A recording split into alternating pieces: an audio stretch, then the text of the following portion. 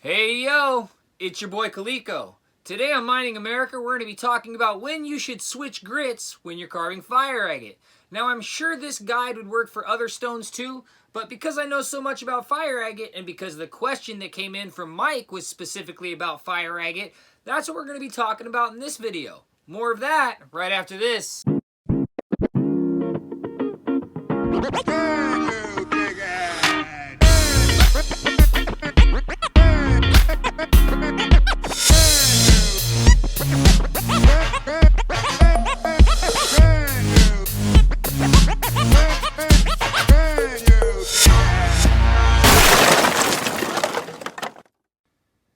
Now I'm sure most of you remember when I was picking away at this big rock that has all kinds of fire agate running through it. It's basically a big pocket of fire agate that I brought back, that I picked apart on screen, and got some other big hunks of fire agate off of it that need to be carved, can be specimens or even possibly gemstones.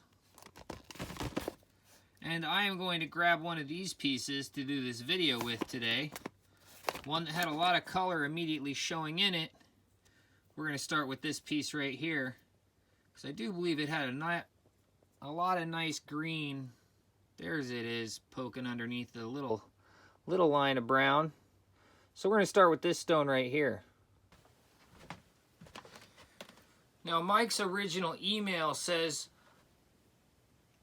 "Love the fire agate stuff you've done. Would like to get a little more info on when you change burrs though. I keep bouncing between my 400 and 600 grit, sometimes the 200.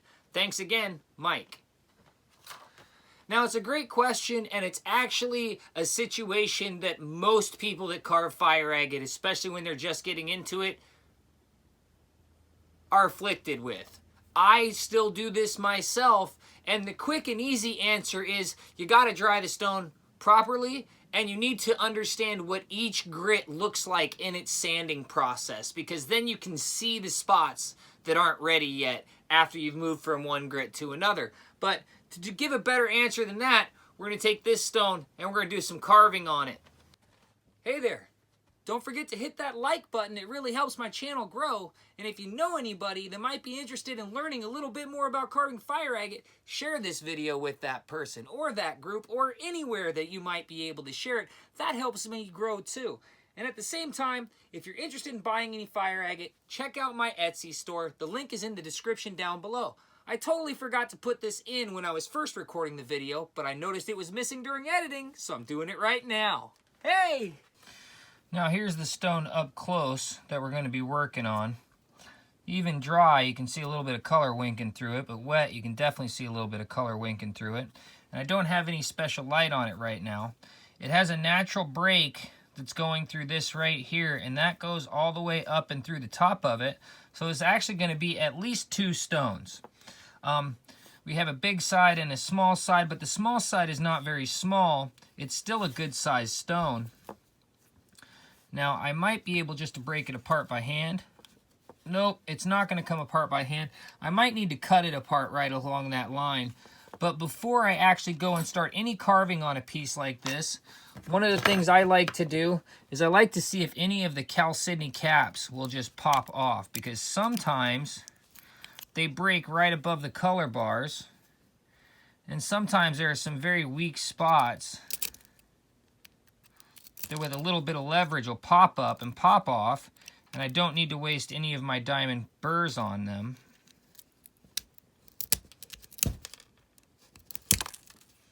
See, some of that stuff is just breaking off right there with a little bit of pressure. I'm not even levering anything yet. And this is something I do, there we go. This is something I do on almost every piece I'm going to work on before I work on it.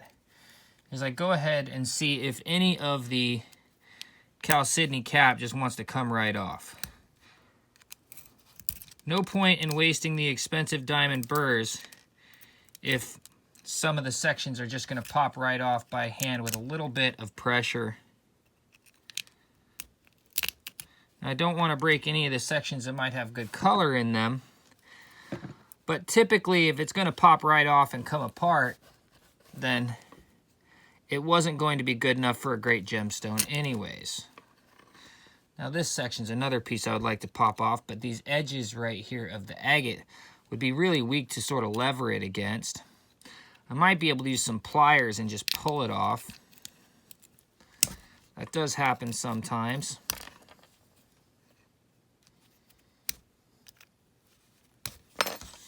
Get my finer dental tools and see what we can do with these.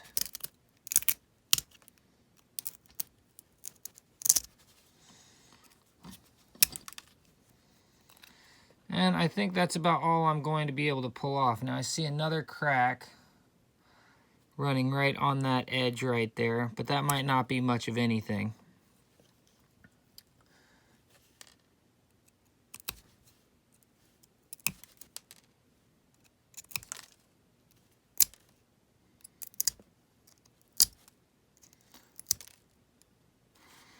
Now see how we exposed all the true shape of that by pulling off that chalcedony or caliche or whatever you would call the looser sections of agate and other minerals that are on top of the fire agate itself.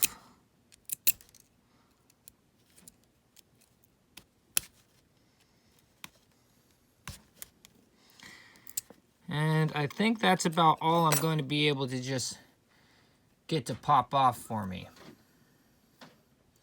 So here's where we are right now. I'm going to take it to the bench and we're going to work on it some more over there. Now I'm going to be starting with an 80 grit Varencore sintered burr. It is very aggressive and we really don't want to get into the color itself with an 80 grit. If you start getting into the color with an 80 grit, then by the time you get your stone to a full polish, much of that color will be gone or very directional instead of being really on top and really thick and strong. So you want to get close, but you do not want to actually get into the color most of the times with an 80 grit burr. You want to get to right before you can tell the color is going to be popping through your brown or your white agate. Now the rest of this video you're going to be hearing me muffled for the most part because I'm putting on my safety gear because I don't want silicosis or fibrosis or any of those other lung diseases you can get from carving and breathing in dust, and you don't either, so always wear your safety gear. Now when I'm working with the rougher grits, I like a rather fast drip. I like the drip to be washing away the stuff I'm working on so I can see below it relatively fast. Now with some water and some light, we can inspect our stone.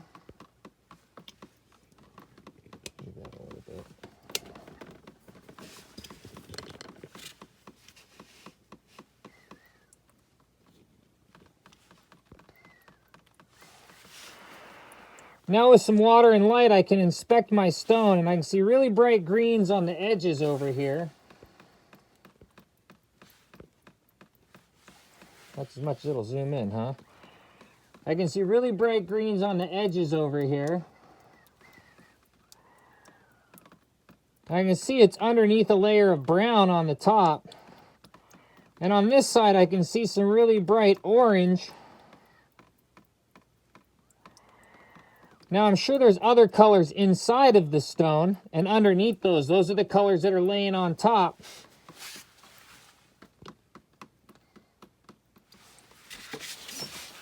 But the first thing I'm going to do is I'm going to get rid of some of this chalcedony that's here.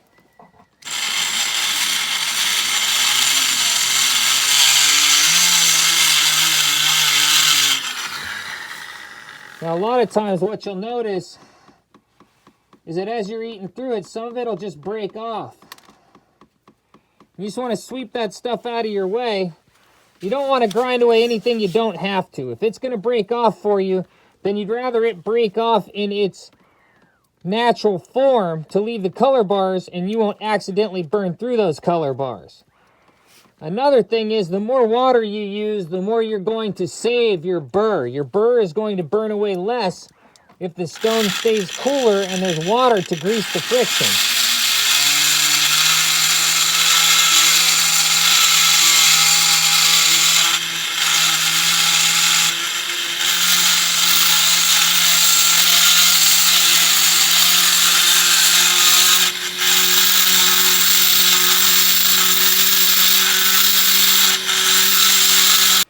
Now also, some of the first instincts is to use a lot of pressure, but you really want to let the burr do as much work as it possibly can. If you put a lot of pressure in there, you end up slipping off of the stone, and the spin of the burr and the mandrel ends up dragging you away from the stone, and you can cut into pieces that you don't want to. So you really want to let the burr do the work. That way you have more control over it.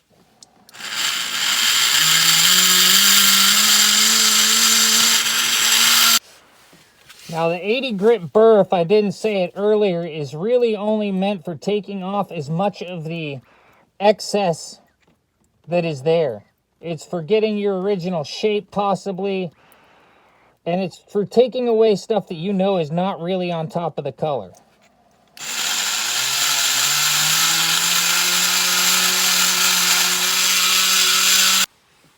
So now what I'm going to do is I'm going to take off this chalcedony cap right here and try to get nearer to the color bar that I see.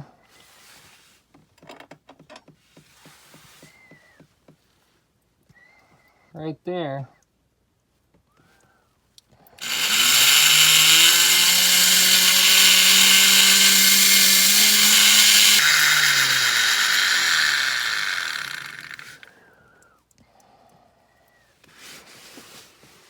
I've gotten pretty deep on this, yet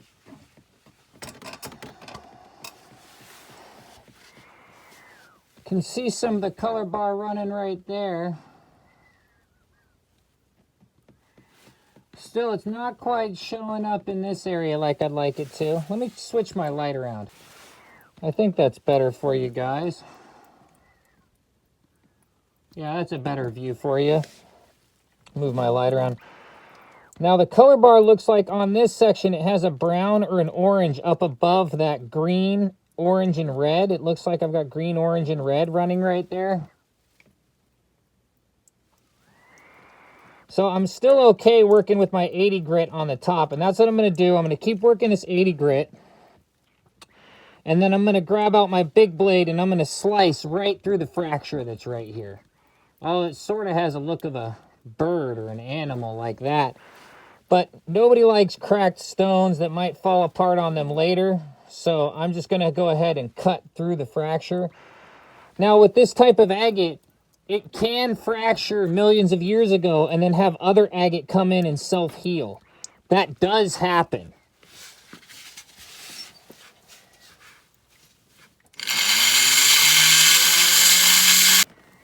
I'm still not as close as I want to get with my 80 grit. I'm going to keep using my 80 grit up here.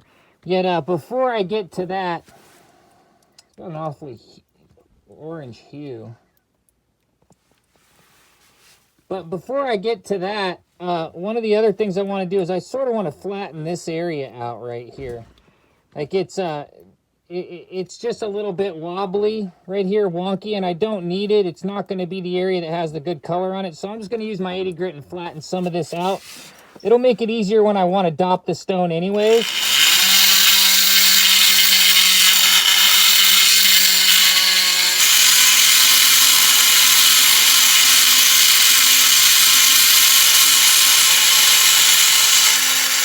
Oh, there we go.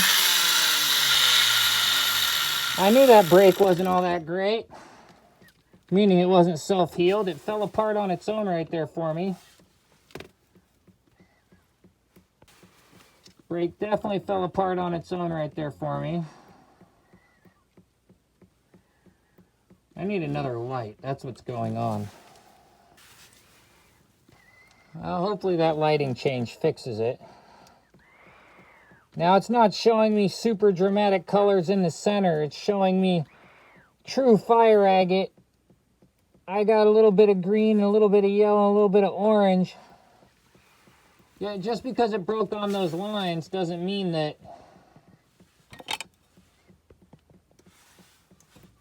there's not amazing other colors in here. Yet I like the surface greens so much, I'll probably just go for getting that exposed and then see if anything else shows up while it does. I knew this stone was going to end up being two stones regardless. So I'll just set that on the side. Maybe I'll send it to a friend. And I'll keep working this stone right here. I'm going to get to where I think I'm done with the 80 grit.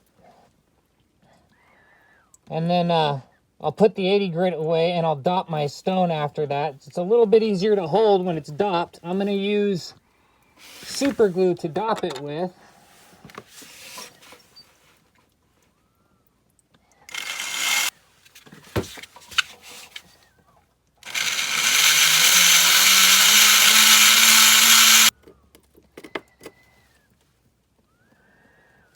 It's a little bit better. Doesn't need to be perfect, but it is a little bit better.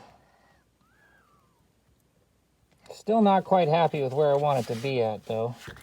We got this great bit of color that's showing right there.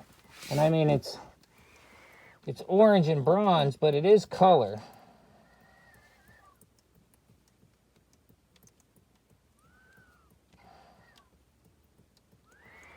But this is not. And this is deeper than that because that has some opal in it, and the opal just grinds away super fast, whereas the agate doesn't grind away super fast.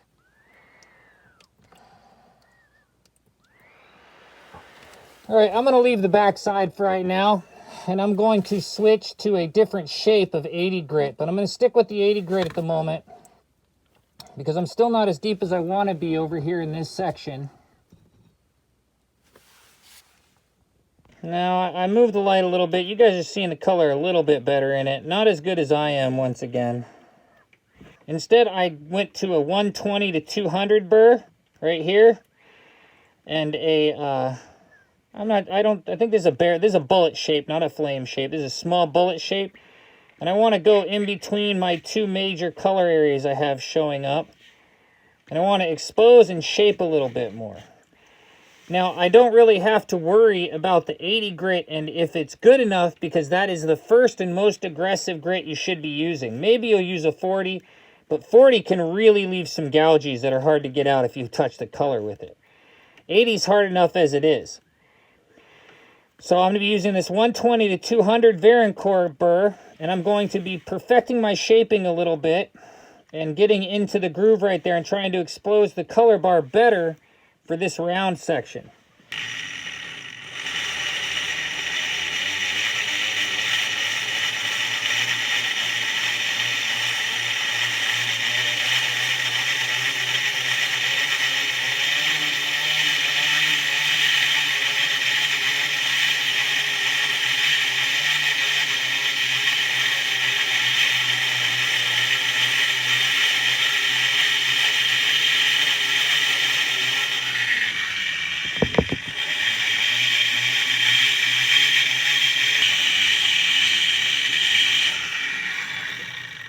Although I just realized something, for the point of this video, I do need to get dry shots of this, so I need to stop for a few minutes. Now I'm drying this stone up as much as I can so I can show you what an 80 grit burr, it's still not as dry as it could be.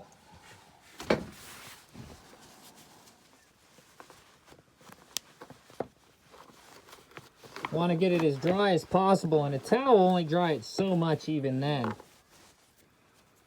Getting it totally dry, there we go. And this is what 80 grit looks like.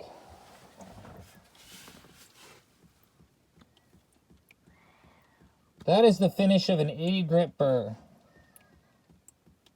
Very, very pockmarked looking. Looks like it has white sand on it everywhere. That is definitely 80 grit leavings. There, now you can really see those. It's all dry. You can really see those saginite spikes in it.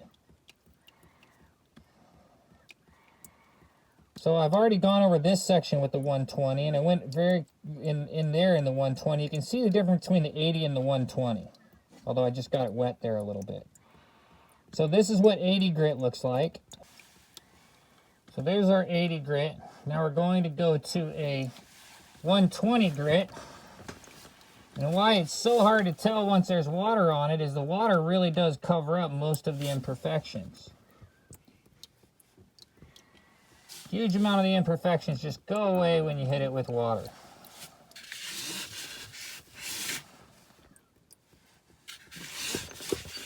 This is a better camera angle, but it's harder to work like this, tell you the truth.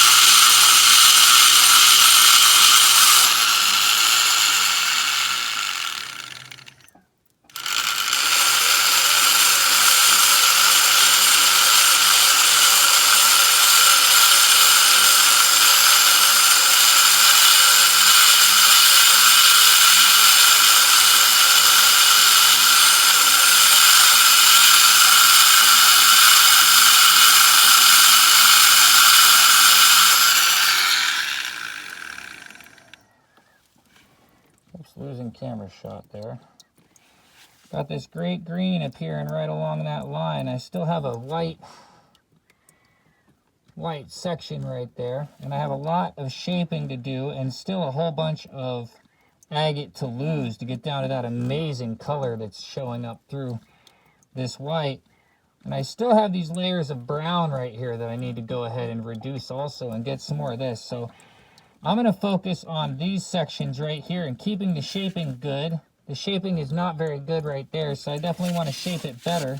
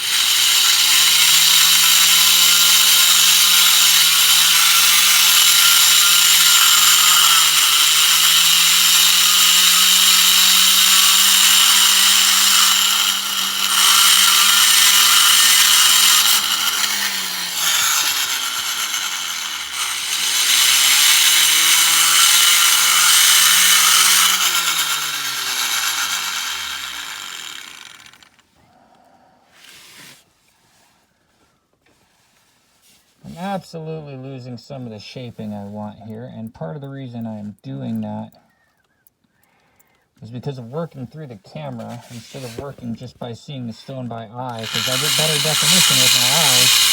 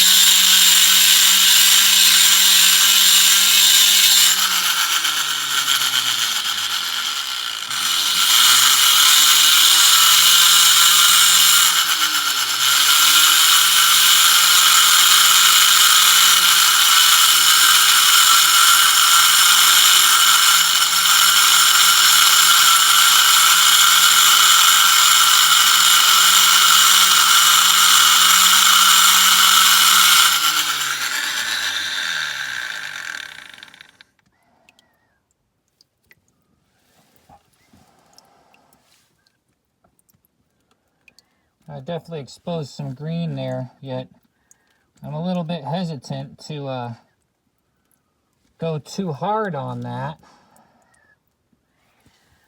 because 120 to 200 is still very, very aggressive, and I can end up losing that color through the next few stages.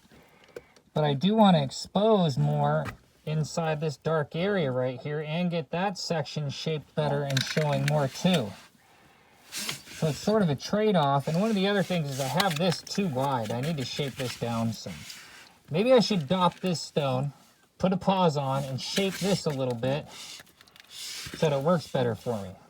I'm going to do that because this is going to be at least an hour-long video anyways, probably 2 to 3 hours by the looks of it.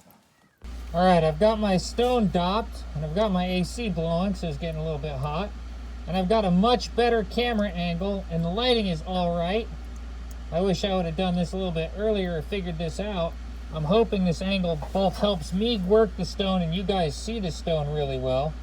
You're definitely now seeing it the way I'm seeing it.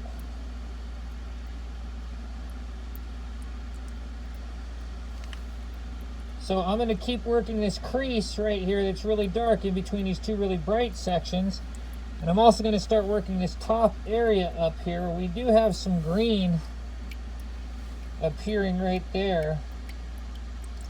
Some really bright gem green, but it's definitely pinfire.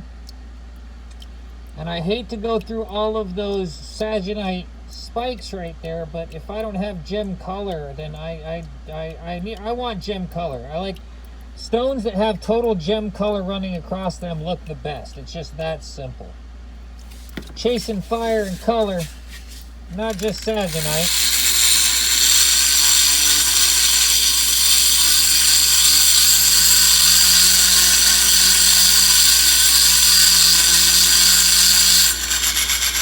Now, in order to bring out the color the best, we want to keep the way that the light is going to play off the stone as circular as possible. That's why you'll always see me using circular motions, number one.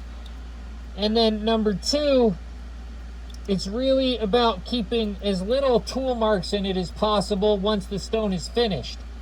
And in order to keep as few tool marks in it as possible, we want to not go digging into one section or gouging one section. That's another reason for the circular motions. Now I have fixed my hand grip a little bit, and I might end up taking it down a little bit more, but right now it feels way better than it did. You can see the ledge I have there, and that is a protector for me from getting my fingers inside of the spindle.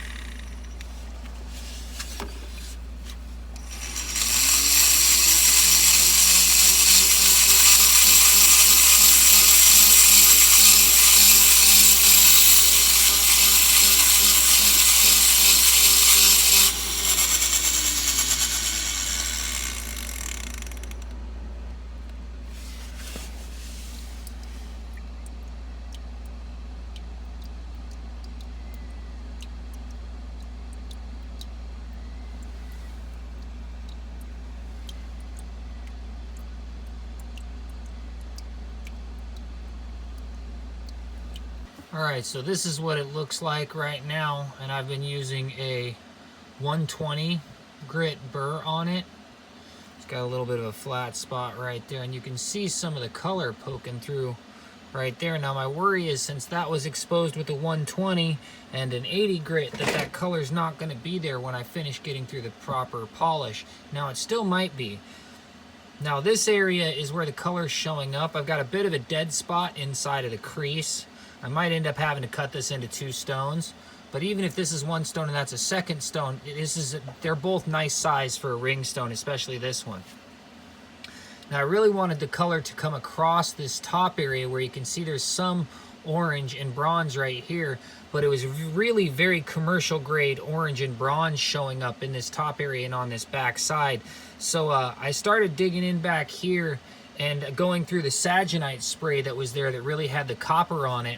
But I'm going to stop doing that, and I'm going to start coming from this side over with my 120, hoping to expose some better color. And if I don't expose some better color, then I'm just going to go ahead and cut the stone. Go ahead and cut the stone like that to where I have a nice stone here and a nice stone there, and probably cut it right there and turn this piece into 2 separate stones. Now you can really tell with the layers, it may be hard to tell with this grid on it, but you can really tell with the layers that this layer right here on this outside is different than a bunch of these layers on the inside. Let me get it wet and you'll see more of what I'm talking about. There, now the water really covers up a bunch of the imperfections, and you can see the other stuff going on with it.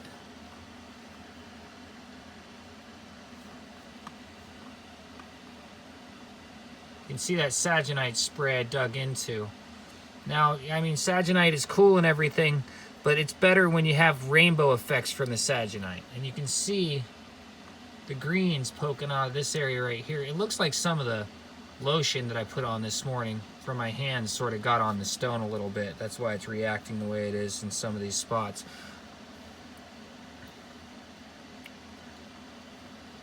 So you can see that dead spot in the center between the color right there. Now, it may very well that dead spot goes away and the color continues and meets each other, which is what I hope. But if it doesn't happen, then it's all right. I'm just going to go ahead and make a cut right there. But right now what I'm going to do is I'm going to work this side over to this side with my 120 grit. I'm not going to use my 80 grit because I don't want it to blow through color too fast. Like I said, instead of going for that center right there, and I've got some orange and bronze over here, I'm actually going to work the outside of the stone.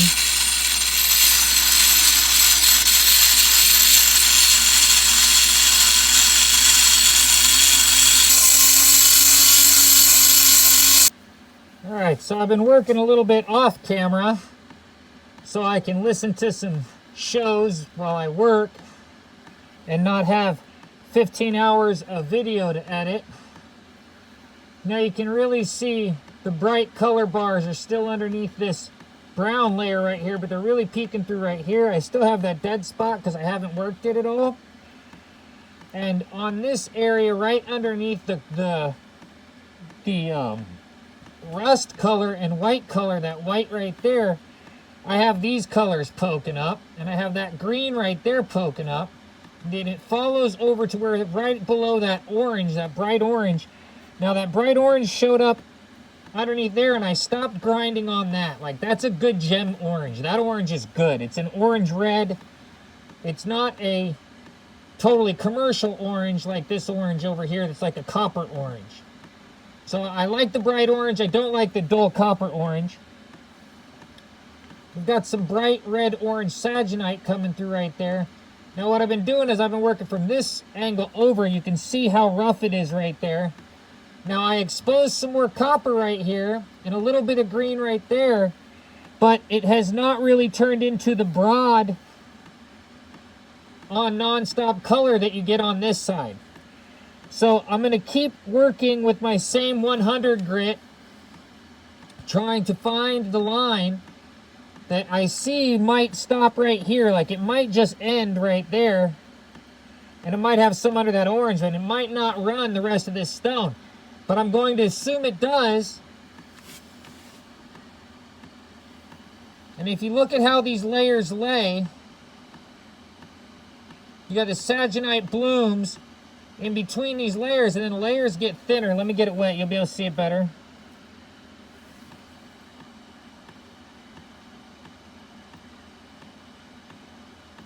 So that green could end up showing up over here. I'm actually not expecting it to. But if I have that bright orange show up underneath this bronze, then I'm going to work for that bright orange and polish down to the green, or use a 600 to get down to the green. So that's what we're hoping for. We're still hoping for a bigger, brighter stone. And I'm still working with a 120 grit. 120 to 200, I believe it is.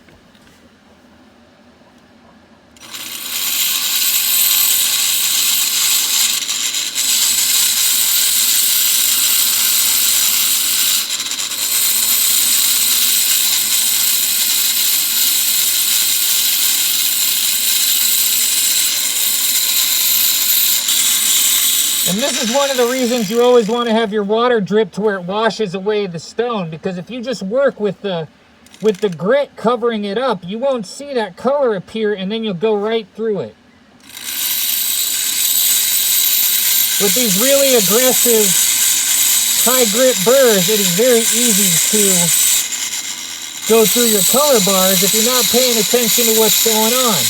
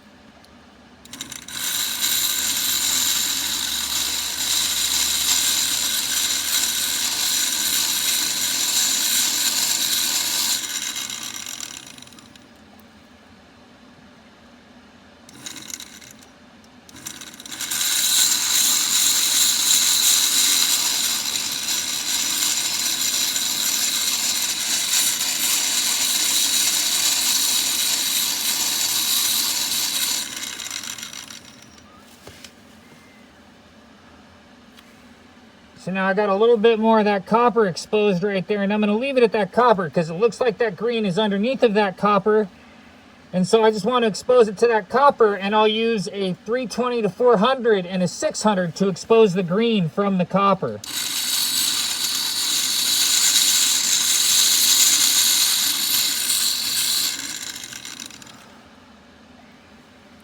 The question is, do I just go ahead and take that line out right there, expecting it to flow down? Tough question right there. I'm going to shape up this edge real quick.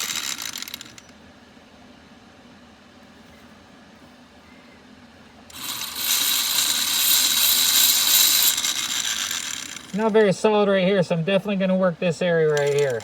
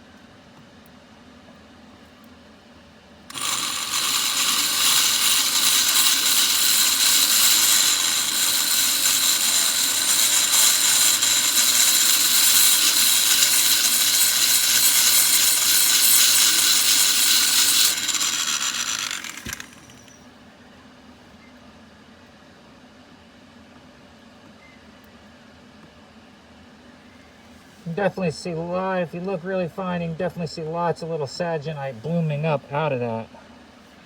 And that's what's creating that little pin fire of orange and green right there.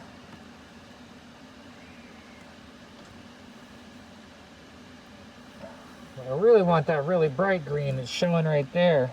And I'm hoping it's underneath that bronze. I know I can see some through that area. Carving fire agate will make you go crazy. Alright, so here's where I'm at so far. This is what a 120 to 200, 120 to 220 I think it is, grit looks like. You can see some color here and there poking through. Now I still have some areas that have not been worked very good, like those creases right there. But I'm going to end up getting in those spots with a finer tool that doesn't leave big pits. It'll end up just it'll take me a little bit longer with a finer tool than it will with a, say, a 120 grit pointed. But I don't want to make divots in there any worse than I have to. So this is a 120 grit, 120 to 220. And I'm going to move from here to a 325 to 425. 325 to 400 is what it is. I'm going to move from this to a 325 to 400. In one area that I really didn't hit with it yet, but once again, I'll do that with this next grit. I'm going to go ahead and start with this on the area that hasn't been worked yet.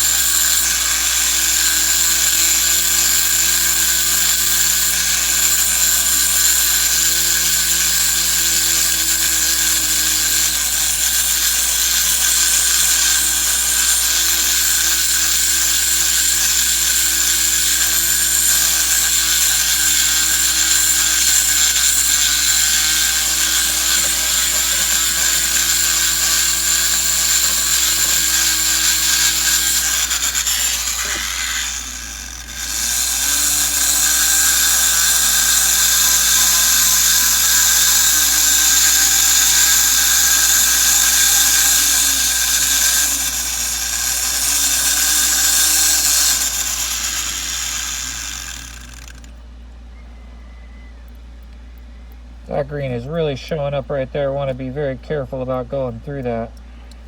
This orange and yellow, once you get through that, the green is really showing up. And I'm apparently already going through that with my 325 to 400, yet it's still aggressive compared to like a 600. So I don't want to go through my color too much or I'll lose it. I also want to keep my shape. I want to keep the shape that I think the color is going to run in.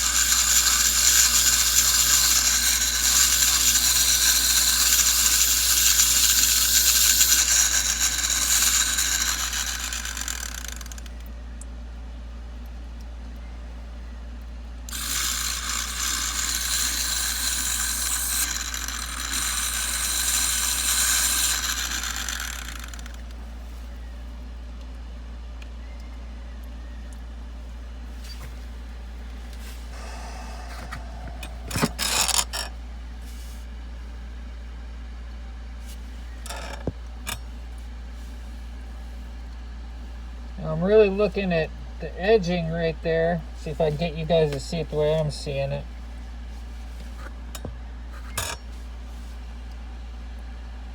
That's better.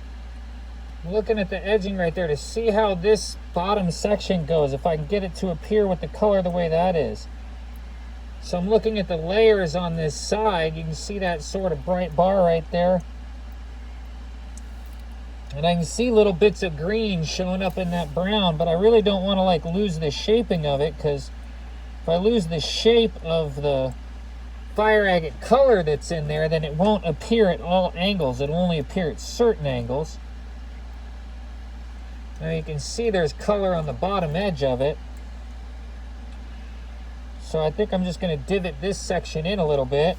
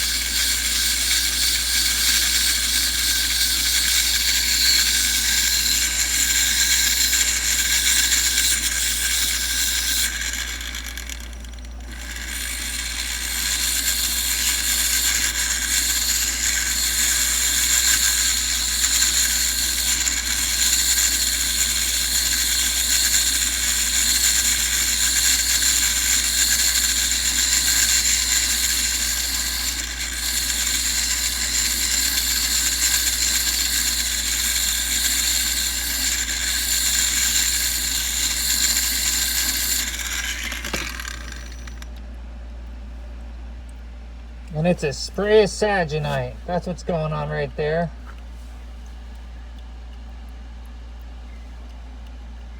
Totally a multicolored saginite spray on that edge. I think I'm just going to leave it like that and just hit it with a 600 and a polish.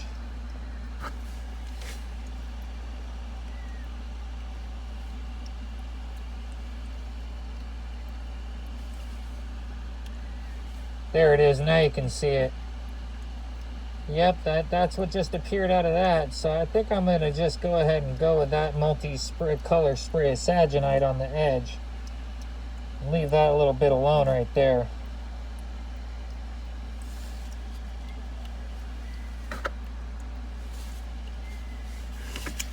I'm going to keep working this section in here. I lost my shaping a little bit on this, so I'm going to reshape it a little bit.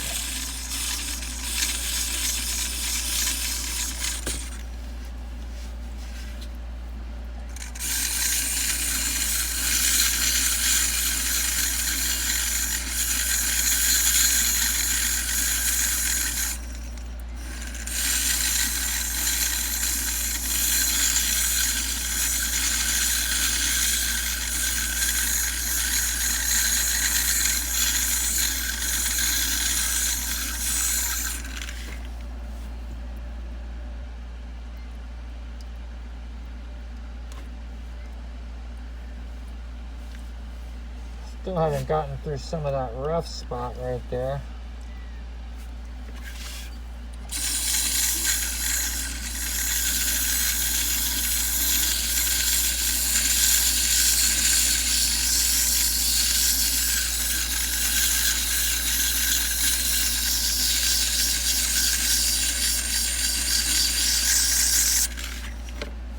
I tell you what, I don't want to lose the color on that edge. I'm going to wipe it off real quick.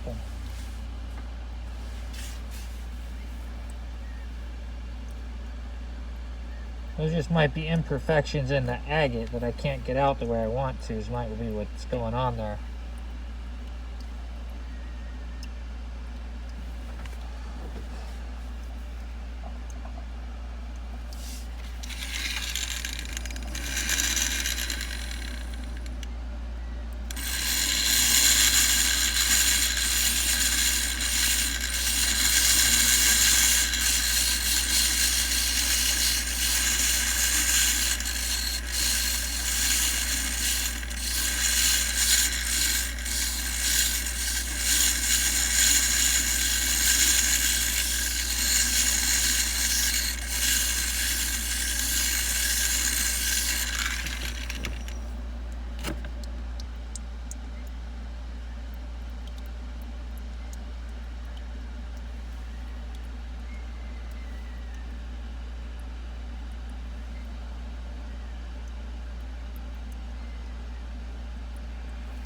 And trying to clean that up, it looks like I lost a little bit of that green. So I'm not going to do that anymore. The green is right below the orange. You can tell that right there. And the orange is streaked with some red here and there. Like there's a really great red right there. Yep, fire agate can totally drive you insane, man. So back to cleaning up this area.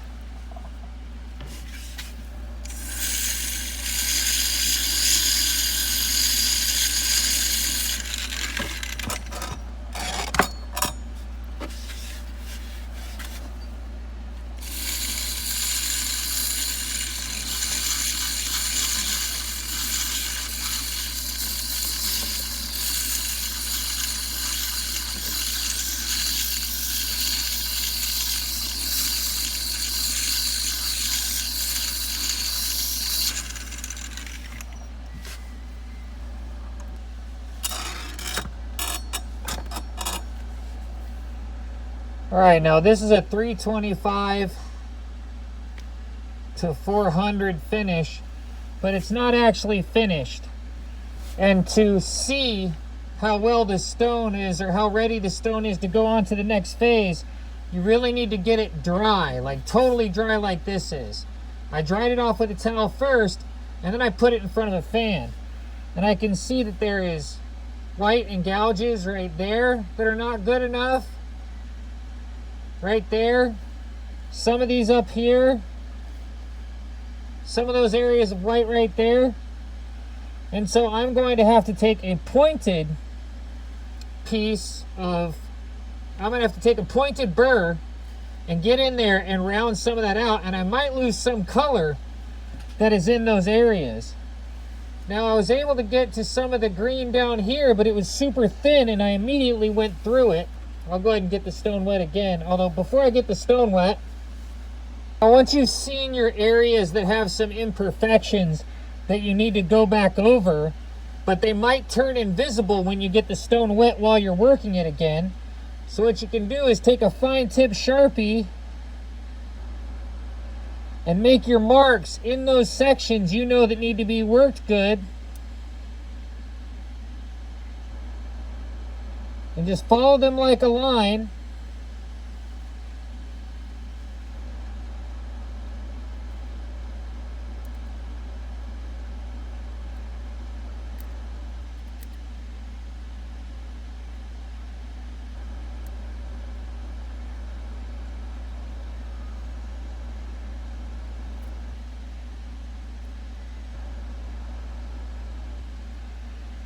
Now I've spent way too many hours on this stone. I have a lot of hours into this stone. And I have decided that I'm going to take the stone that I get right here, and I'm not going to worry about this side piece. I'm probably going to end up cutting a lot of this off. And I'm probably going to have two stones. I'm probably going to make a cut through it right through here. I'm probably going to slice that off. And then I'll have like either his and her stone or a pendant stone and a ring stone. It's just taking me too much work to get down to the color here to immediately go through it because it was so thin. And that can be in the same stone. In the same stone, you can have color bars that are nice and thick and then color bars that are super thin. So this is my 325 and 400 finish, but I'm not finished. I'm going to go ahead and touch up these areas I had some problems with real quick. Touch up those areas. I got to get it wet again. Now we'll go ahead and zoom in on that spot down there that I said you could see. A little light area of green on the other side of that brown. But I went through it so fast. That was with the 325 and 400 that it happened over here too. That layer of green's just not worth it to me. Now I can dig down more if I wanted to, but I've spent so much time in this stone and I have so many other things to do and I want to get this video out that I wish that red would have followed its way over, but it really didn't. If that red is anywhere else, it's deeper down in the stone. I wish it would have followed it all the way over. Yet I really have other things I have to get to, and I really want to get a video of this up. One, to answer Mike's question, And two, because I have other ideas I need to be working on just besides this stone. And I have way too much time into this, man.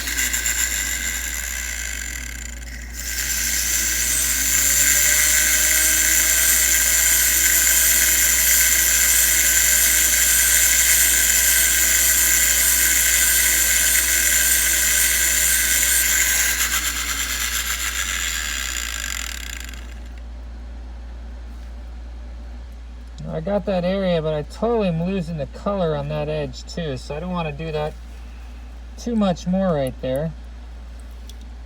I've got all of these spots over here to go ahead and clean up.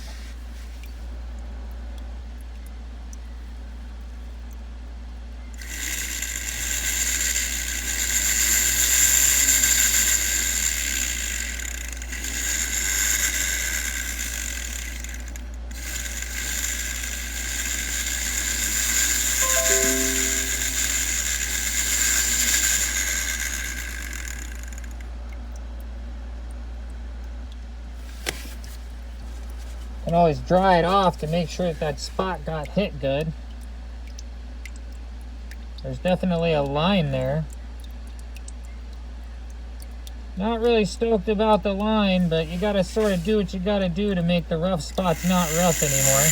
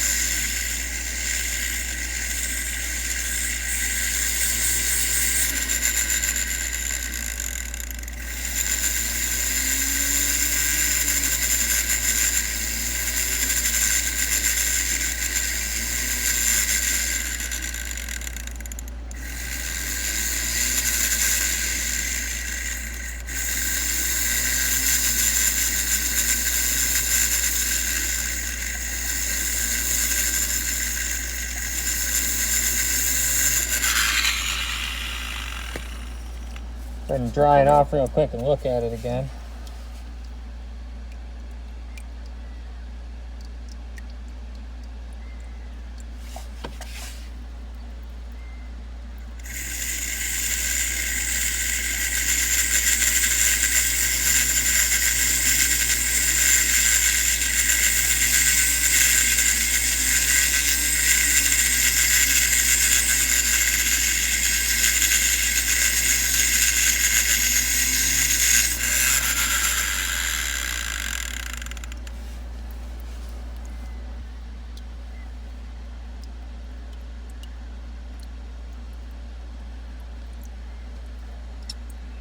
I'm not sure if I even really need to do much about those edges because I'm probably going to end up lopping a bunch of that off.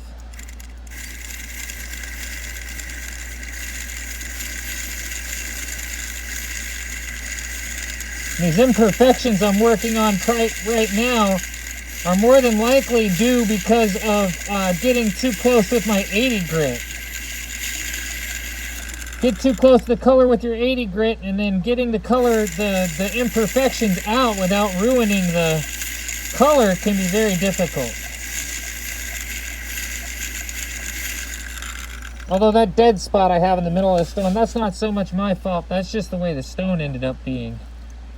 And sometimes that happens.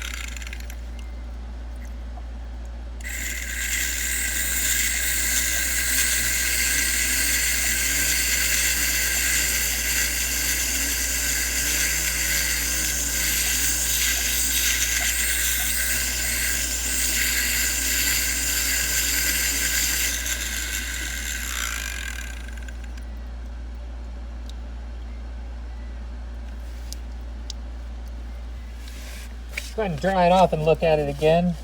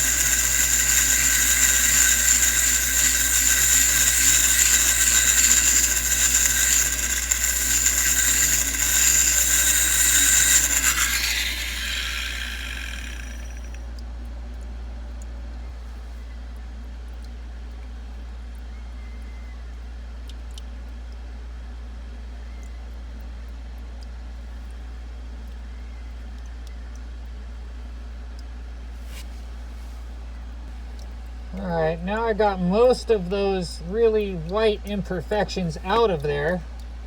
Yet because of that, I have more tool marks that I didn't have before.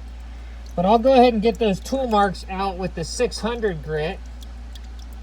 I'm ready to move on because I need to get this video finished, man. I tell you what, I got to get this video finished. There's another little spot right there where it's not quite at the...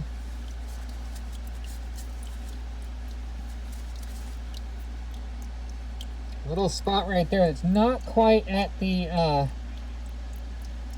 325 to 400 grit polish or grind, but it's such a small spot, I'll totally be able to get that to a 600 no problem. And because I plan on taking my stones like this, I plan on having 2 stones, 1, 2, and they're facing this direction.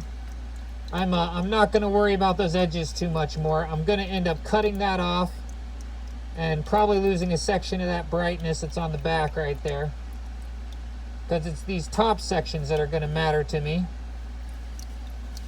And that's not a part of this video. That's for a different section of this video. So let's go ahead and get this to a 600 so I can finish this video. Alright, I've got my 600 burr here. And I'm going to go ahead and get this thing ready and finished.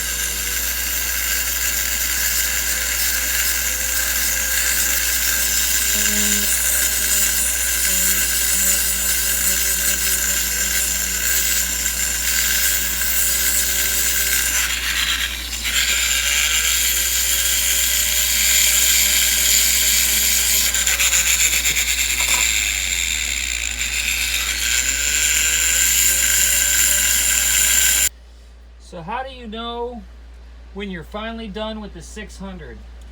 How do you know when you're ready to move on to the final polish? Well, one of the ways to know is when you've got your 600 and you have no water on it and you can see all of your colors rather brightly. This stone can go to polish.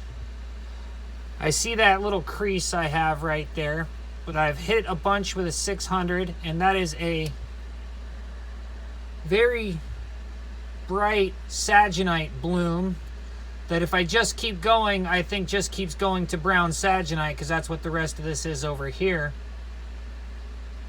I have a couple of tool marks here and there, but I'm going to show you how to get rid of that with some DeShine.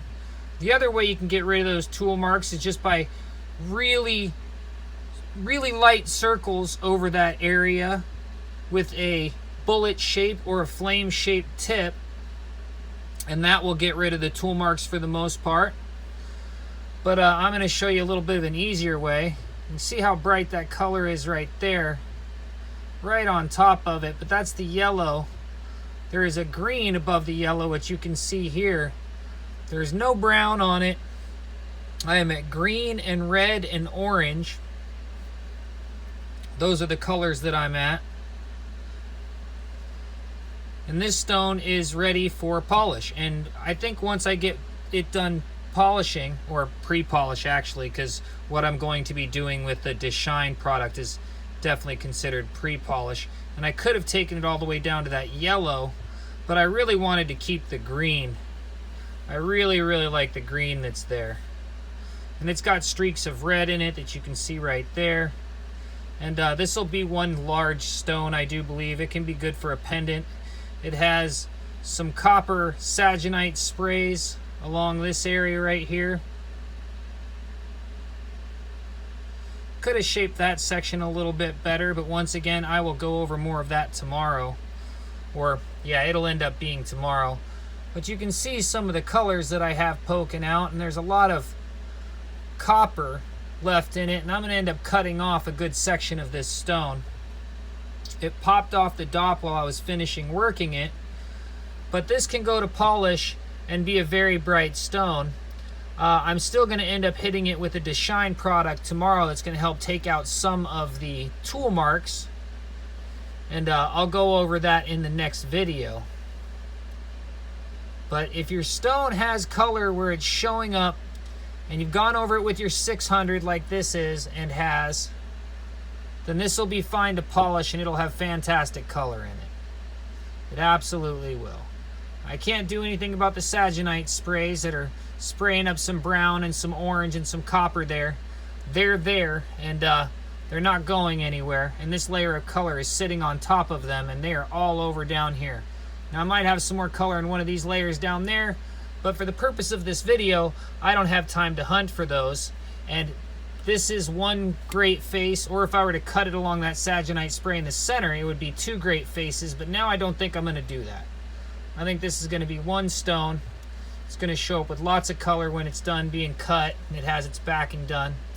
It'll be a very large ring stone, or a nice stone for a necklace pendant. So if your stone looks sort of shaded, yet the color is all there like you see with that and you see with these greens and oranges, then you can go ahead and take it to polish, because your colors are definitely going to stand out. Well, I hope this video answers some of your questions. It's going to be an extremely long one, about an hour and a half. I've already done a great amount of editing just before I finish this stone down, and I cut out hours and hours and hours worth of me carving the stone. And it takes a long time to carve these, especially if you are new or as worried about blowing through the color as I am. I definitely get like that, and carving these stones is a very time-consuming and patient process. I have learned while recording this video that when you're really going for the color and you've just decided you're going to go for that color hard, the 325 to 400 is your best friend. That is the one where you can just grind away at that brown until that color shows up or doesn't show up, and you can still polish all of the scratches out of the color and not have a problem getting it to a 600 without losing any of that color. So I am a firm believer now that when you're just going for it, the 325 to 400 is the bird to go for it, because the color doesn't have to be super thick and you're not going to lose a lot of it as long as you don't, you know, burn through it without paying attention. Although if you're carving fire agate, you pretty much have to be paying attention. So the next video is going to be coming out really soon. And if you made it to this point, the very end of the video, and you've been waiting to get some DeShine products, go to their website, use coupon code Caleko, C-A-L-E-K-O. How to spell it is also in, you know, the name of the channel, Caleko and Mining America, so that can help you with the spelling. And you get 10% off of any DeShine product that you purchase. 10% may not seem like a lot, yet when their 3-gram polishing powders cost $50, it's $5 per powder. So, I mean, you can't really beat it, right? You buy 3 powders and you save $15. And $15 is $15. I could use $15 right now. Send me your savings. No. But anyways, I hope this video was helpful. I know it's extremely long, yet if you want to carve fire agate, you're going to have some patience in order to learn.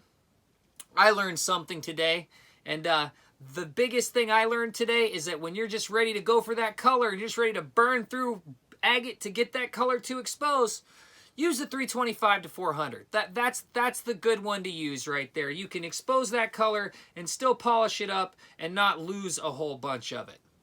And that's what I found out today. So I love you for watching. Oh, don't forget to like, share, subscribe, and all that jazz. Now that I think about it, I didn't say that at the beginning. I'm going to record another video and put it in the beginning. Hopefully I have this up tonight, because a 90-minute video processing at 4K takes for frickin' ever. Once again, I love you for watching. Check my Etsy store for any fire agate to buy. I'll put some more stuff up in that store soon. And hey, I got hired for a really crappy job, so it's steady, you know?